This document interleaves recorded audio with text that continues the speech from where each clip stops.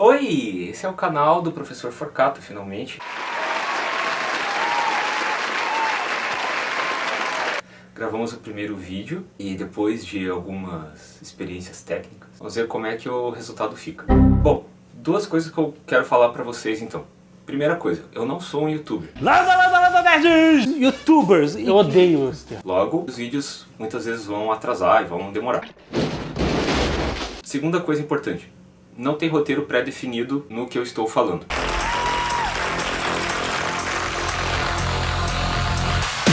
A ideia básica do vídeo, como eu já expliquei para vocês em sala, é fazer uma retomada do conteúdo que vocês já viram ao longo das semanas passadas. Basicamente o que eu vou fazer para vocês do primeiro ano é comentar algumas coisas bem rapidinho do que nós vimos pro simulado de vocês, que é na próxima segunda-feira. Primeira coisa, a gente estudou sobre teoria da história, depois nós falamos sobre pré-história, e aí chegamos em Antiguidade Oriental. O simulado de vocês vai até essa parte aí de pré-história. Então, quando a gente falou de teoria da história, nós comentamos basicamente sobre três noções básicas que são utilizadas dentro da historiografia, três correntes historiográficas, melhor dizendo. Nós falamos da corrente positivista, primeira, a mais tradicional, daí falamos da corrente marxista, também se tornou bastante tradicional, e depois falamos da Escola do Zanardi. Escola do Zanardi, que não é nome de filme pornô, como vocês lembram, se interesse mesmo assim. Primeira coisa, quando a gente falou sobre a história positivista, a noção positivista de história, nós vimos que o positivismo ele foi um movimento filosófico, enfim, tinham diversos nomes importantes, talvez o mais importante seja o do Augusto Comte, e basicamente dentro da história, o positivismo ele se apresenta de que forma? Com a ideia de que você só estuda através de fontes escritas.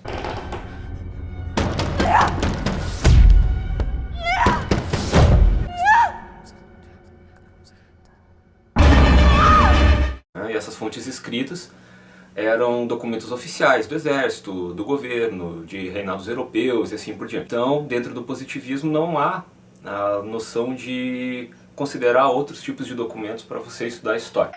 Então, ela é basicamente o que nós chamamos de história, assim, perspectiva mais tradicional de história. Tem que se manter fiel aos documentos, o historiador positivista ele vai buscar retratar, de certa forma, ou relatar o passado da forma mais fiel, mais fidedigna possível, com base nesses documentos. Aí, depois a gente falou da concepção marxista. E a concepção marxista, ela tem, na minha opinião, mas embasada no que diversos historiadores dizem, duas grandes falhas. Então, a primeira, ela tem uma visão teleológica de história, ou seja, você já sabe o final da história. No, I am your father. Que basicamente o marxismo se orienta pela ideia de luta de classes, então burguesia contra o proletariado, esses dois grupos sempre brigando, e aí uma hora acontece lá a revolução proletária, e assim o proletariado assume o poder. Então você já sabe o final do filme. You bow to no one.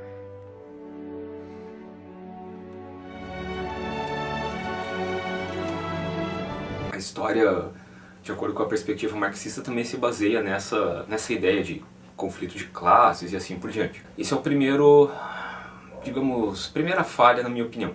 E a segunda falha é que justamente pega um motor da história como sendo a luta de classes e isso quer dizer na prática que os motivos que orientam a história são sempre econômicos.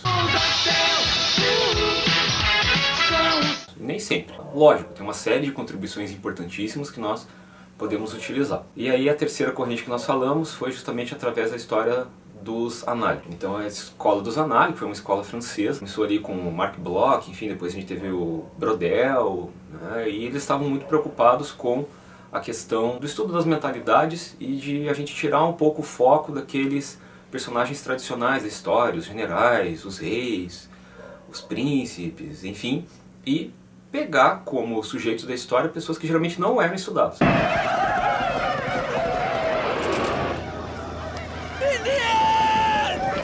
Então os camponeses, as pessoas mais pobres, até as mulheres, as pessoas que não sabiam escrever e assim por diante. Então a história dos Annales, a escola dos Annales, melhor dizendo, ela traz uma perspectiva um pouco diferente, porque ela começa a utilizar documentos que não eram utilizados por outros historiadores. Então você vai ter o uso, por exemplo, de roupas, de objetos de uso cotidiano, enfim, são objetos que normalmente não eram utilizados pelos historiadores para se estudar a história.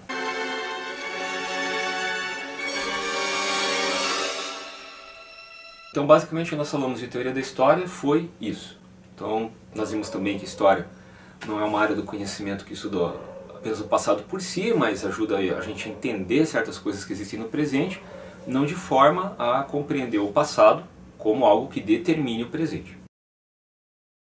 Aí depois a gente conversou sobre pré-história. A pré-história começa mais ou menos lá por 4 milhões de anos atrás, com o surgimento do primeiro ancestral do ser humano, que é o Australopithecus. Ele surgiu na África e depois nós tivemos, né, o surgimento de outras espécies hominídeas, que já de fato entram no gênero, né, na classificação de humanos. Thunder. He is strong.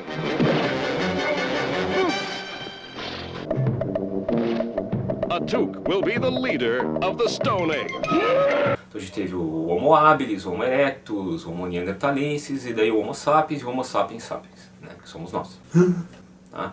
Nós já surgimos mais ou menos ali há uns 100 mil anos atrás, numa parte mais leste da África, e nós somos descendentes dessa espécie então, né, o Homo sapiens sapiens. Cuidado para não cair naquela armadilha do Charles Darwin, né, da ideia, enfim, da interpretação sobre o que o Charles Darwin pensava sobre a evolução da escadinha lá, né, do macaquinho para o ser humano, né, que o ser humano evoluiu do macaco. É uma espécie de primata em especial que sofreu transformações e daí nós, seres humanos, descendemos, né, de um tipo desse de primata. Então não é que o ser humano veio do macaco, senão você cai naquela linha evolutiva, né, a ideia de que a evolução é puramente linear. Ou seja, você teve um macaco, aí ele evolui lá para o Homo habilis, depois evolui para o Homo erectus, depois evolui para o Homo neanderthalensis e o Homo sapiens. Por exemplo, na Europa o Homo neanderthalensis, ou o homem de Neandertal, enfim, chegou a conviver com o Homo sapiens. Tem alguns pesquisadores aí mais recentemente que dizem inclusive que o Homo sapiens entrou em guerra com o homem de Neandertal, e daí o homem de Neandertal foi extinto e sobrou o Homo sapiens.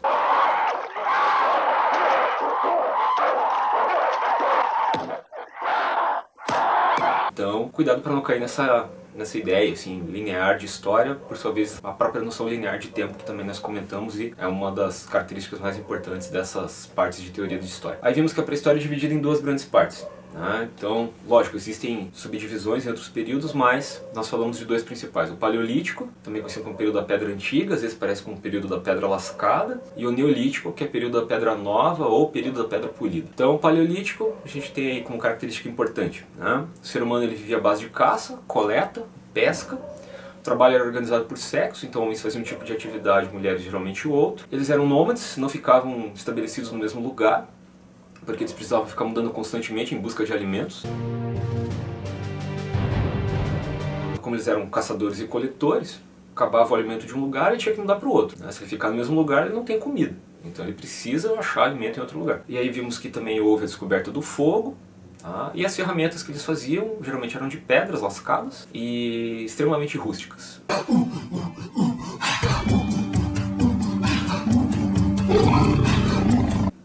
Esse período então começou, de acordo com os pesquisadores, lá, mais ou menos 4 milhões de anos atrás até o ano 10.000 a.C. Aí no 10.000 a.C. acontece uma revolução, que é a Revolução Neolítica. Tem alguns pesquisadores que dizem que não foi bem uma revolução, né, porque não se alterou completamente a forma de organização e de vida das pessoas, mas outros já colocam de fato como uma revolução porque o ser humano ele descobriu a agricultura, acredita que tenha sido as mulheres, também o pastoreio de animais, a criação de animais.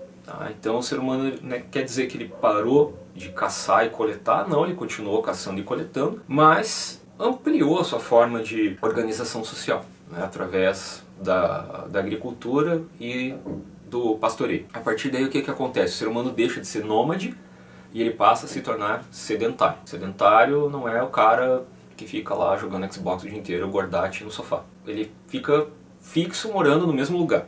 Então ele estabelece um lugar de residência ali e fica ali. Como que ele conseguiu fazer isso? Através da agricultura, não precisava mais ficar mudando a toda hora de lugar, então ele permanece basicamente numa mesma região. As ferramentas já eram de pedra polida, ou seja, eram mais sofisticadas, então ele podia caçar inclusive animais maiores, tipo tigre-dente de sabre, mamute.